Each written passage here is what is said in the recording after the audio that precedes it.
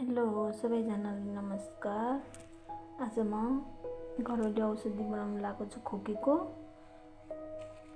हामीलाई यो चिसो मौसम छ नि त, पुसको महिना छ, चिसो महिना छ। खोकी लाग्छ प्रायः जसो बच्चाहरूलाई झन् बढीको लाग्ने चिसोको कारण। त्यही माथि सानोमा निमोनिया भएको बच्चालाई त बेसी गाह्रो हुन्छ होइन खोकीले। त्यही भएर मैले बेला बेलामा बच्चाहरूलाई यही फुलाएर बनाएर खुवाएको हुन्छु। आज पनि मैले यही बनाउन लागेको छु होइन। तर 3 चोटि खुलाउने त यतिको बनाएर 3 चोटि खुलाउने त हामीले जति औषधि मेडिकलको औषधि खाएर पनि सन्चो हुँदैन। तर यसले 3 चोटि खुलाउनु पर्छ। यसरी बनाएर आत्मा गढेको सबै खोकी निकाल्छ कि यसले। मैले झुट बोलेको होइन कि साँच्ची हो। ल त्यसैले म बनाउँदैछु आज। यो अदुवा भयो, यो मरिच भयो, अनि यो लौङ भयो, यो घरमै बनाएको यो हो, यो सुप भयो, यो पनि मैले घरमै बनाएको यो मेथी, यो बिरे नुन।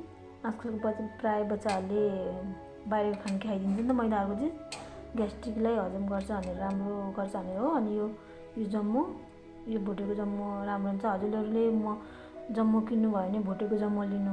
प्रायः अहिले जम्मू भन्दै हिँड्ने गर्छ नि, त्यो सबै लिम्बू हो। अनि यो के भन्छ अरे टिमुर भयो, यो ज्वानो भयो, यो लोकल सकेसम्म लोकल बेसार राम्रो हुन्छ है। यो नुन अब म चाहिएअनुसार राख्छु, नत्र भने खासै अब बिरो नुनमा चाहिँ त्यति काम लाग्दैन थियो। यो तुलसीको पत्ता, अनिवार्य तुलसीको पत्ता र यो खोकीको लागि त झन् यो र यो एकदम यो तीन थरी त एकदम मजाले चाहिन्छ होइन। तर सबै मिसाएको राम्रो हुन्छ, पेटलाई नै हजम गर्छ भने म सबै कुरा मिसाएको केही असर गर्दैन, एकदम राम्रो गर्छ। यो दालचिनी हो, यो दालचिनी पनि 2 थरीको हुन्छ।